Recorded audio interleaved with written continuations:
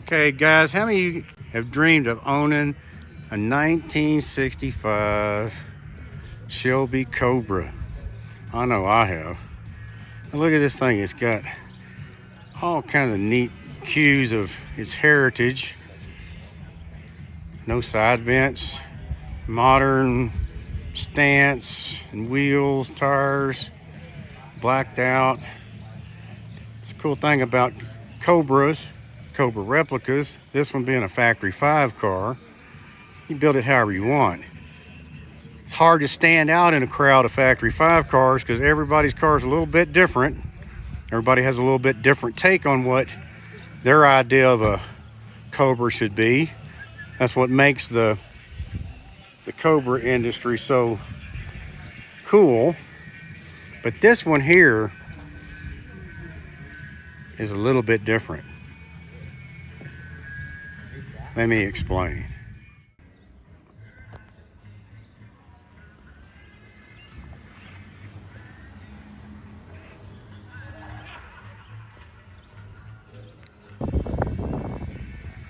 Okay, we're here with Van Gillespie, and he's from Arkansas, and he's tracked all the way out here to the Fink reunion, brought this car. And Van, what are we looking at here? What do you got going? The Mark IV Factory 5 Roadster with a sport large drive unit and 75 kilowatts worth of batteries out of a Model S. A Model S. So that's like they do the ludicrous and the plaid and all that. I'm not really sure about all the so this Tesla would be stuff. Before the plaid. Yeah. This would be one that would be a ludicrous mode. That's the crazy one. Ludicrous. So, what in the world made you think of this? So we've always enjoyed building the other cars. I built a couple other electric ones with some Hyper 9s. Right. Those are not very fast, but they are very fun. And they have all the power at the bottom end.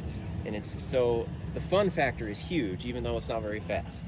Right. So we wanted to build something that was actually fast and fun. And dependable, I guess. Yes.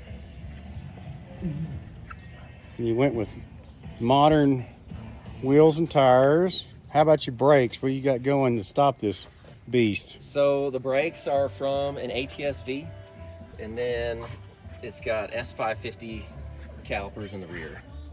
So it's basically all your Mustang stuff that they do from Factory 5. Right. So it's got the Factory 5 spindles, upper and lower control arms with the ATS-V calipers in the front. The back is the S550 independent suspension with a modified upper control arm and the S550 brakes.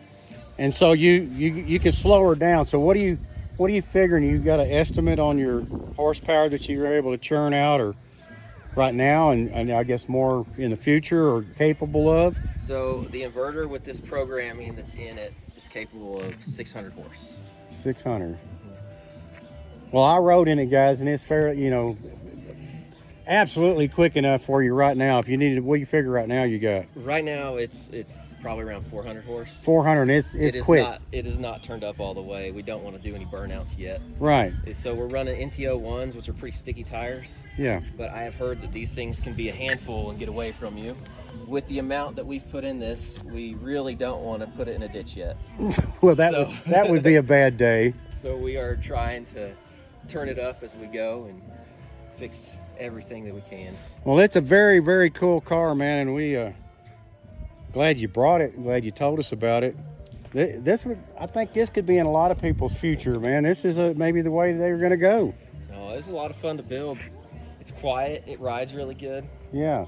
The quiet part's surprising. You can be cruising and have a conversation. we were riding around, and I told him, I said, this is what a car.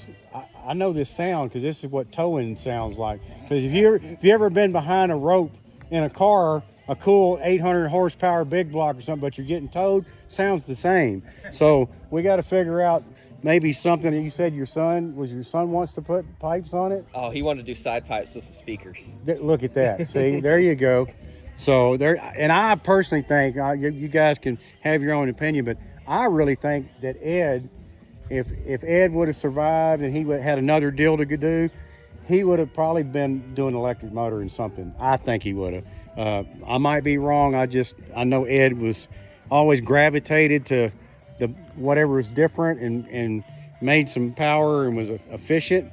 Speaking of efficiency, like going and charging this thing is no big deal. Going to a regular Tesla charging thing, or is it a little different? So it's different than a Tesla supercharger, but it does have, you know, all your other standard charging station ports. Right. So the regular backyard guy could do it and still be able to fuel it. And oh, they make chargers. You can hook it up to a 4-prong dryer plug. yeah, at okay. your house. What? And, Also, I have my wife actually do my laundry and charge my car. Yeah. Oh, you that can would be also take this to someplace like Whole Foods. Yeah, okay. Their normal generic chargers will all fit this. All right. Man, I appreciate it. Great car.